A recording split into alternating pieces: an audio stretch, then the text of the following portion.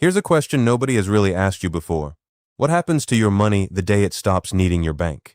And we don't mean your banking app, not your phone, not your debit card. Your bank, the actual institution, the physical entity, because right now, there is an actual countdown running. On September 1st, 12 of Russia's biggest banks will be legally required to let you pay your rent in a currency the state can watch, literally, second by second, which is wild to think about. Meanwhile, China already has well over 100 million digital wallets doing exactly this right now at a massive scale. And then you look at the United States. We are weeks, maybe months, from passing a law that lets private companies put dollars directly onto your phone. No bank required at all. 3 different countries, 3 completely different versions of the exact same idea, and almost nobody is connecting them. You've probably heard the word CBDC thrown around like it's some boring acronym for finance nerds, like it's just a back-end plumbing thing. It's not. It is the most consequential redesign of money since the gold standard ended, and it's happening in real time this year, while everyone's distracted arguing about the price of Bitcoin. So I read 2 books to actually understand this. One is called Smart Money by Brunello Rosa and Casey Larson, truly a fantastic read. The other is The Future of Money by Eswar Prasad. He's a former IMF economist who spent his entire career inside the exact institutions making these decisions. He knows how the sausage gets made. And put together, paired with something that happened literally this month, they tell you a story that's a lot stranger and honestly a lot more personal than China has a surveillance coin, which is the headline you always see. So here's what we're doing today. What is a CBDC actually? Why does every major power want one? What just happened in Russia that most Western media completely misread? And what does all of this mean for the money sitting in your checking account right now? It's a lot to cover. Let's get into it. Quick orientation first, because both books are doing something different, and it really matters which lens you're reading them through. They complement each other, but they tackle completely different angles. Smart Money is the geopolitical one. Rosa and Larson's main argument is that the US dollar has been the backbone of the world economy since the end of World War II, not because it's magic, but because it controls the pipes, the infrastructure. Every major cross-border trade eventually routes through some US institution. That's the leverage, and their claim is that China figured this out before anyone else. When Xi Jinping launched the digital yuan in February 2022, it wasn't really about domestic convenience for Chinese citizens. It was the opening move in what they call a new Cold War. One fought over payment rails, over who controls the rails the entire global economy runs on. And just a few days after that launch, Russia invaded Ukraine, already confident it had a way around Western sanctions. Rosa and Larson call this out directly. They use it as evidence the 2 moves were not a coincidence. They were coordinated, which is a heavy claim, but they back it up. Now, the other book, The Future of Money, is a bit more of a measured companion piece. Prasad isn't trying to scare you. He's trying to explain, in very plain terms, how money itself is being taken apart, which is a fascinating concept on its own. He points out that money has always done 3 jobs at once. It's a unit of account, the thing prices are measured in. It's a medium of exchange, the physical thing you actually hand over. And it's a store of value, the thing you save for later, the classic economic definition of money. For thousands of years, one currency did all 3 jobs together. That's part of why we never really had to think about what money actually was. But Prasad's argument is that digital money is unbundling those jobs. It's splitting them apart for the very first time in history, and that's going to change who controls each individual piece. So put those 2 books together, and you get the real picture. One book tells you why nations are racing. The other tells you what they're actually racing to build, and why the technical design choices matter just as much as the geopolitics. Let's start with the basics, because here's the thing most explainers get entirely wrong. They lump crypto, stablecoins, and CBDCs into one blurry category, like it's all just digital money. That's a massive mistake. They are not the same thing at all. In some ways, they're complete opposites. And understanding the difference between them is probably the single most useful thing you'll take from this entire discussion. Let's break it down. Start with the CBDC. It's money issued directly by a central bank, on a database the central bank completely owns and controls. No blockchains in the traditional sense, no mining, no decentralization, and absolutely no anonymity by design. Every single transaction is visible to the state. And we mean actually visible, not just theoretically in real time, to whoever runs that ledger. China's digital yuan works this exact way. Russia's digital ruble, launching September 1st this year, works this way too. It really isn't a cryptocurrency at all, technically speaking. It's closer to the exact opposite of one. It's just a highly efficient database with the full unmitigated weight of the state behind it. Then take a stablecoin, a totally different animal. A stablecoin is a private company issuing a digital dollar backed by real reserve assets, usually short-term US treasuries. When a private company like Circle or Tether issues a stablecoin, they're essentially taking a physical, traditional US dollar or a treasury bill that represents that dollar and locking it inside a vault with a custodian bank. So there's actual real-world value locked away. And once it's locked up, they mint a digital receipt on a public blockchain, and that receipt trades as a digital dollar. So if you hold that token, you don't actually hold the money. You hold an IOU from a corporation. So a stablecoin is basically a private company digitizing the US dollar, while a CBDC is the government entirely replacing the underlying architecture of money itself. Which brings us to Prasad's book, because it's worth understanding what that new architecture actually is.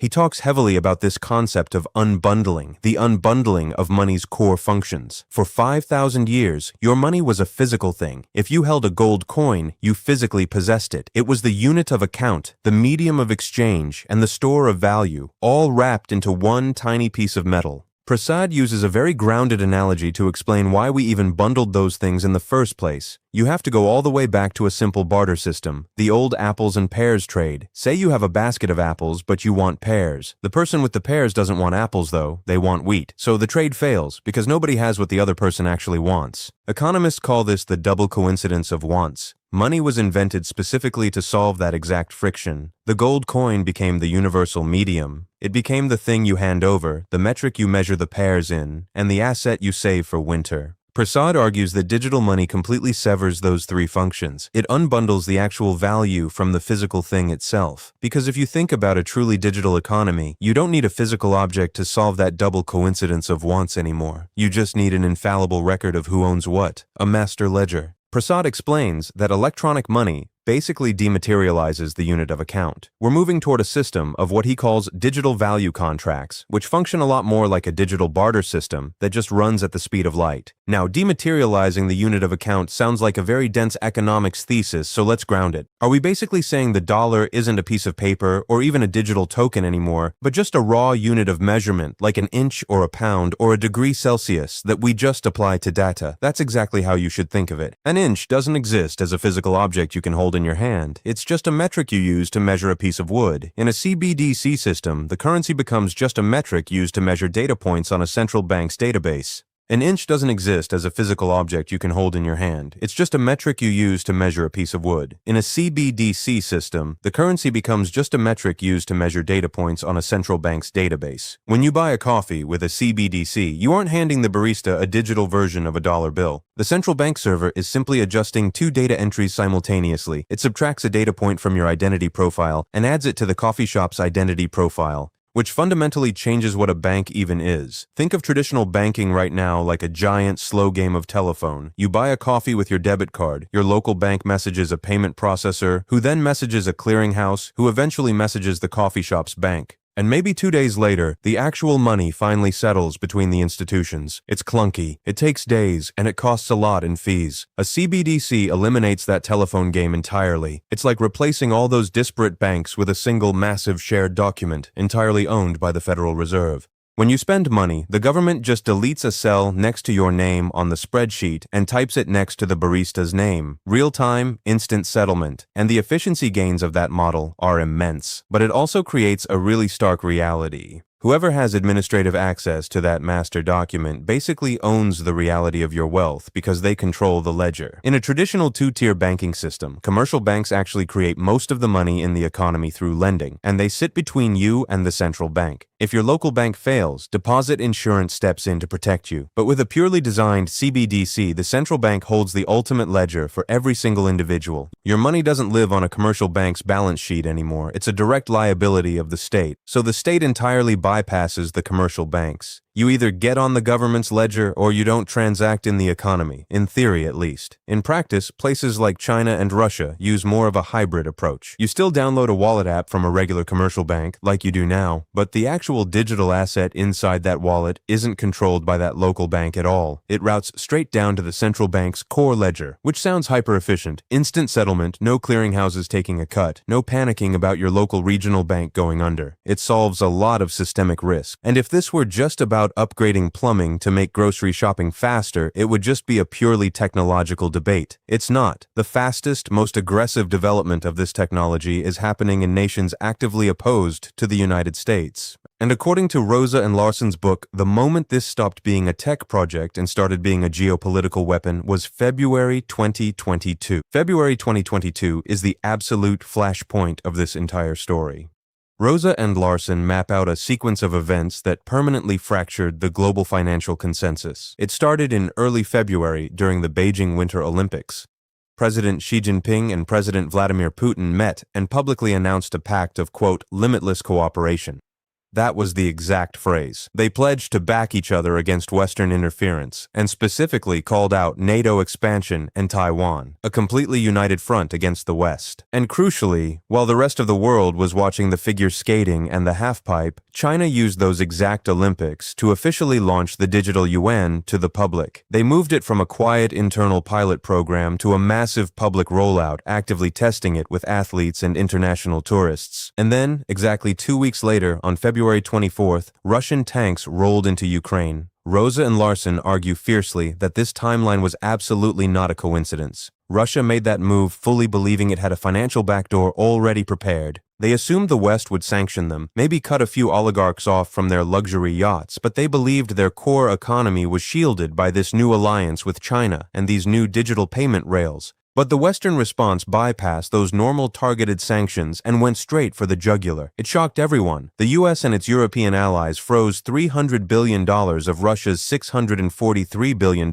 in foreign reserves. We hear that number on the news, 300 billion, and it just washes over us. But how do you actually freeze sovereign reserves of that magnitude? It's not like the US military raided a physical vault in Moscow and stole pallets of gold bars. Modern foreign reserves don't actually exist as physical cash in a vault. They exist as ledger entries, mostly sitting at the Federal Reserve in New York or in European clearinghouses like Euroclear. When a nation holds foreign reserves, it's essentially just holding accounts at other countries' central banks. They literally just turned off the shared document. And they went even further than that. They disconnected major Russian banks from SWIFT. Now, SWIFT is the Society for Worldwide Interbank Financial Telecommunication. A lot of people misunderstand what SWIFT actually does. It doesn't actually move money. It's literally just a secure messaging system, the standardized messaging protocol banks use to tell each other to move money. If a bank in Tokyo wants to send funds to a bank in London, they send a highly secure, authenticated SWIFT message detailing that transaction. So if you're kicked off SWIFT, your banks literally cannot securely communicate with the outside world. You become financially deaf and mute.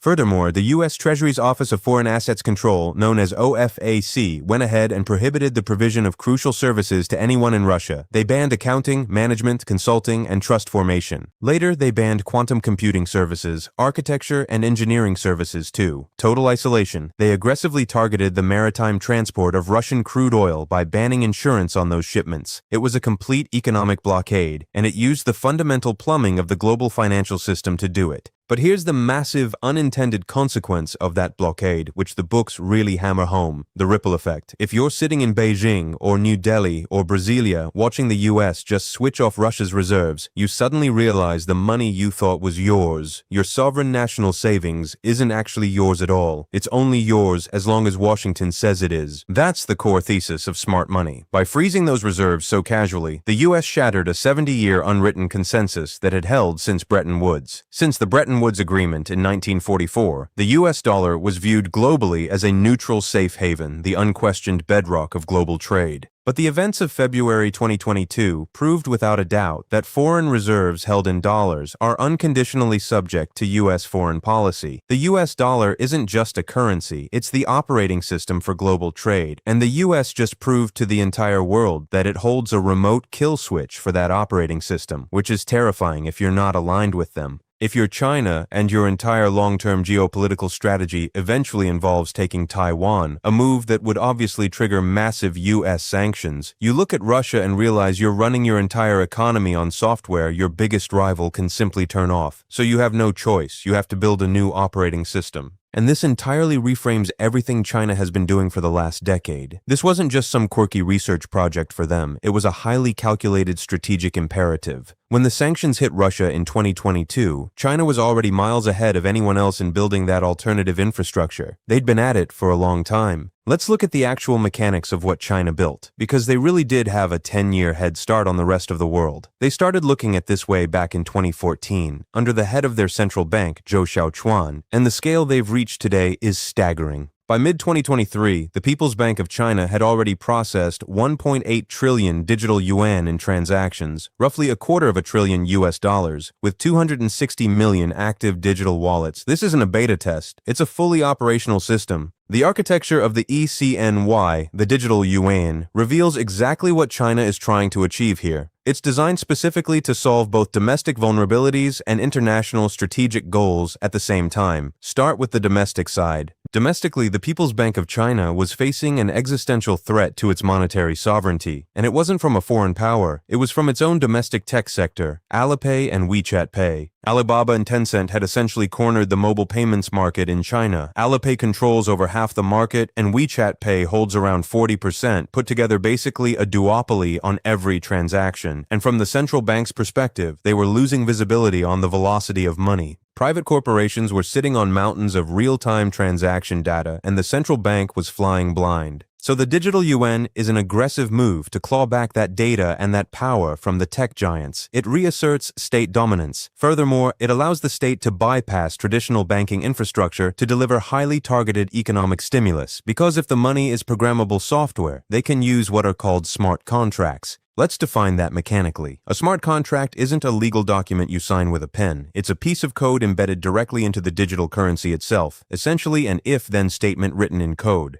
So the Chinese government can issue 1 billion digital yuan to a specific province with a smart contract that literally says, this money expires and physically disappears from your wallet if you don't spend it within 30 days, which is incredible for monetary policy. You can't hoard it. It forces economic velocity immediately. Or they can program subsidies that can only be spent on agricultural equipment and only at designated, state-approved manufacturers. The precision of monetary policy goes from a blunt instrument, like adjusting national interest rates, to a surgical scalpel that can target specific demographics, specific industries, and specific timelines. That explains the domestic control side. But how does this actually challenge the US dollar globally? Because an app on a phone in Beijing doesn't dethrone the dollar in New York on its own. The geopolitical weaponization of the ECNY lies in a very specific, fascinating technical capability offline near field communication payments. Here's the natural question. If you're offline, say in a dead zone in the subway, how does the Chinese government's central ledger actually know you have the money to spend? Couldn't someone just hack their phone to claim they have 1 million digital yuan and go around tapping it against merchants' phones all day?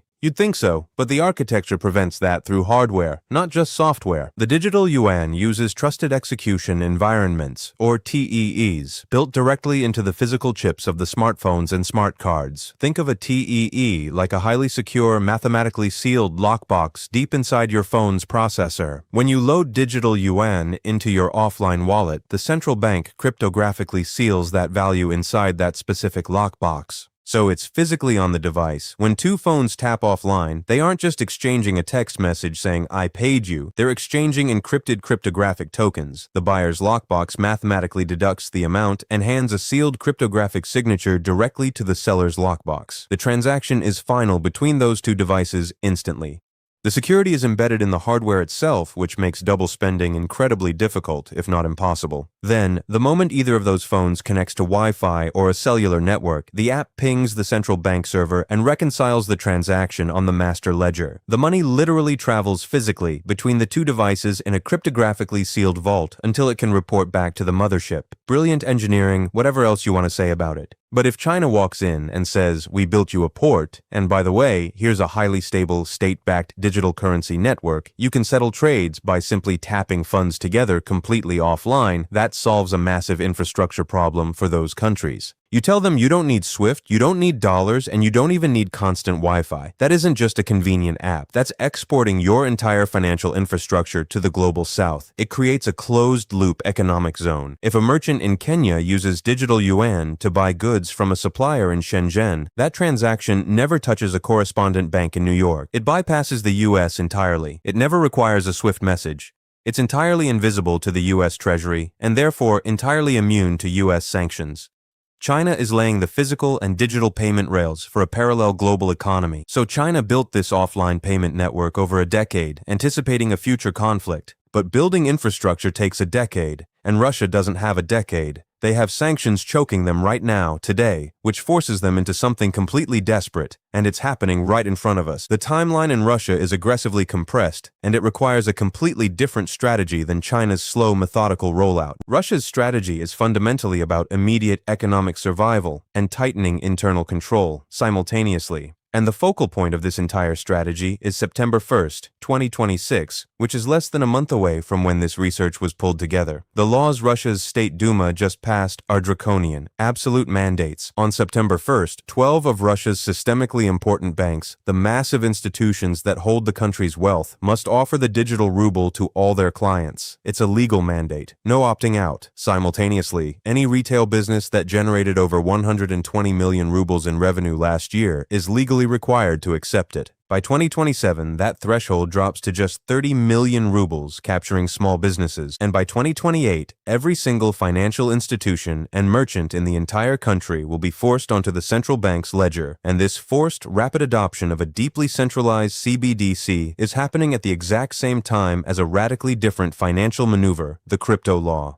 On August 4, 2026, President Putin signed a new law creating an experimental legal regime specifically for cryptocurrencies. So internally, Russia is forcing everyone onto a strict, government-controlled database, while externally it's legalizing decentralized crypto. Those look like complete opposites. It's a stunning contradiction on the surface, but it's structurally necessary for a heavily sanctioned state. Prior to this law, using cryptocurrency for payments within Russia was strictly prohibited. The central bank viewed it as a direct threat to their monetary sovereignty. But the sanctions pressure has become so acute that pure pragmatism has overridden ideology. Survival mode. This new law explicitly allows Russian businesses to use cryptocurrency to settle foreign trade contracts. It also legalizes the exchange trading of crypto through licensed domestic intermediaries. Here's how that actually works for a Russian importer, so you can visualize it. Say a Russian factory desperately needs microchips from a supplier in Dubai, but they're cut off from SWIFT, so they literally can't send a normal wire transfer. Under this new experimental regime, the Russian company can take their normal rubles, go to an approved exchange, buy a stablecoin like Tether or crypto like Bitcoin, and beam it directly to the supplier's digital wallet in Dubai. Instant cross-border settlement, because blockchains are decentralized. There's no correspondent bank in New York to stop the transaction, no compliance officer checking the US Treasury's sanctions list. The money routes completely around the global banking system, and the scale is already huge. The Russian Finance Ministry estimates there's already the equivalent of roughly $640 million a day in unregulated domestic crypto trading.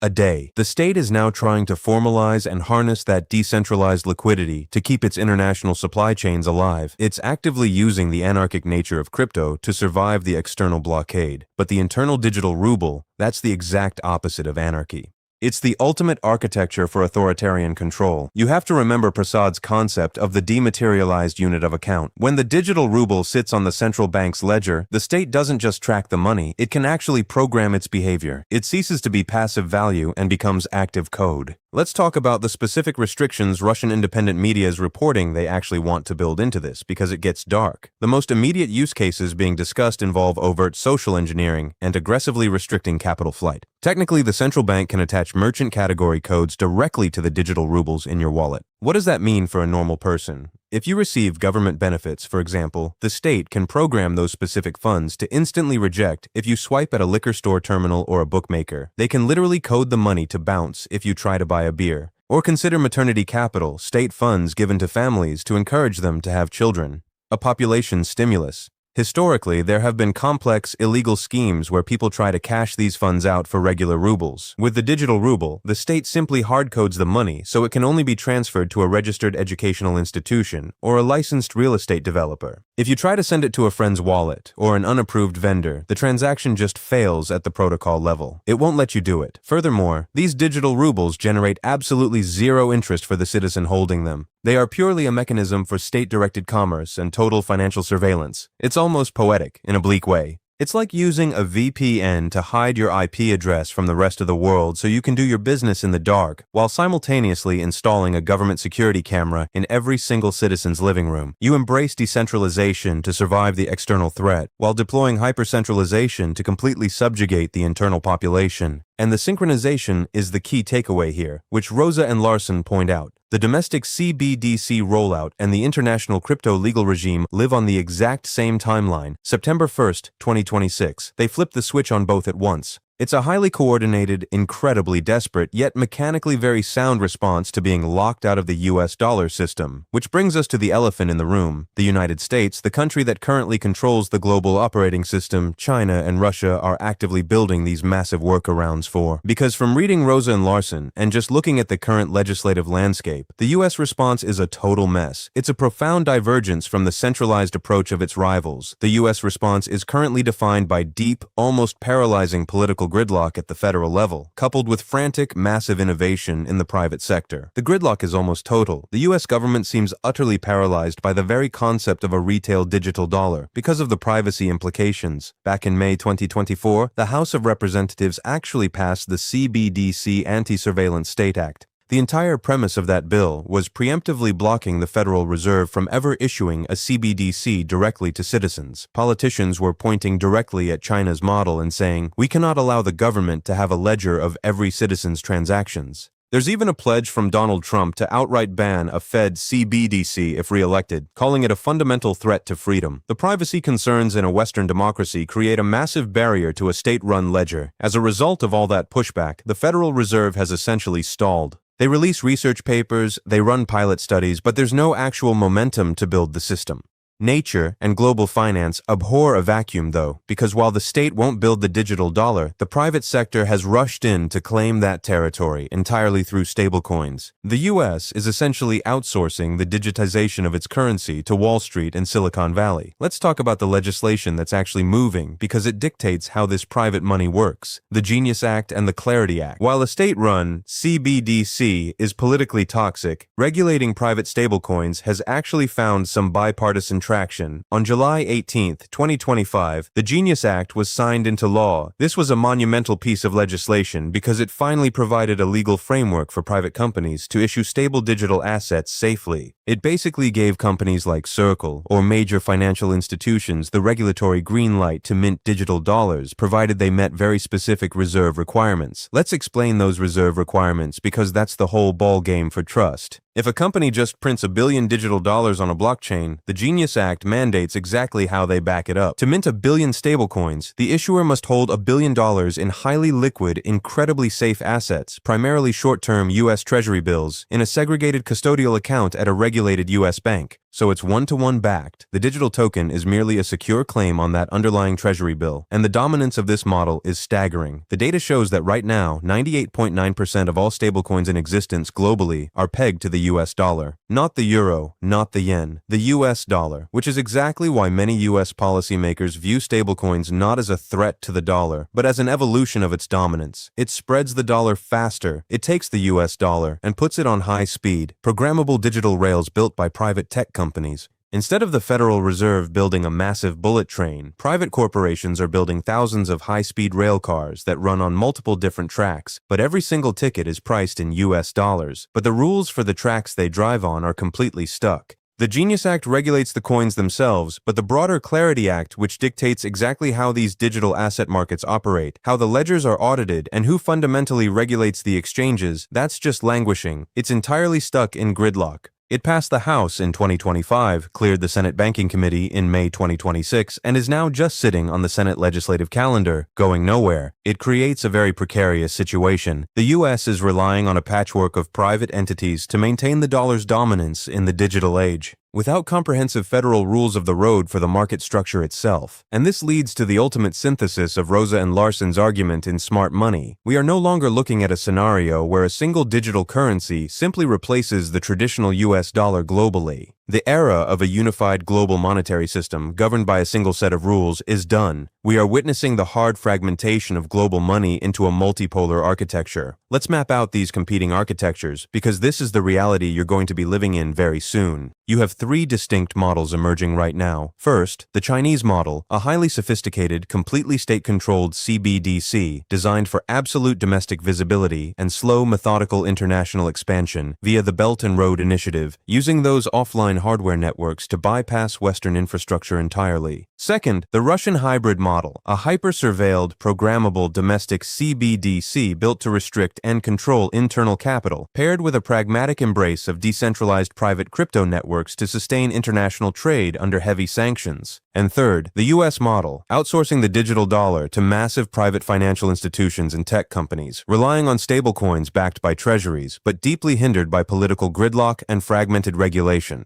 And that doesn't even fully account for multilateral efforts like BRICS Pay, where nations like India, Brazil, and South Africa are quietly building bilateral settlement networks to trade in their local currencies, avoiding the dollar system altogether. The fragmentation is everywhere. Here's where it gets really interesting, and frankly, deeply unsettling. Think about the US model for a second. If the US dollar ultimately goes digital primarily through private stablecoins, aren't we just trading government surveillance for corporate surveillance? That's the trade-off. The anti-surveillance politicians block the central bank from owning the master ledger, but now a massive Wall Street corporation or a Silicon Valley tech giant owns it instead, with a completely different set of incentives. You have to choose who you trust more with the ultimate immutable ledger of your entire financial life. A central bank bureaucracy, or a private entity whose sole fiduciary duty is generating profit for its shareholders. Neither option gives you the true financial privacy of handing a $20 bill to a bartender in a dark room. It's the defining dilemma of the unbundling of money. As Prasad articulates so well, breaking apart the functions of money promises incredible speed, lower costs, and vast financial inclusion for the unbanked. But the trade-offs are existential: total visibility on one side, a total lack of democratic accountability in private systems, and the complete erosion of privacy in public systems on the other.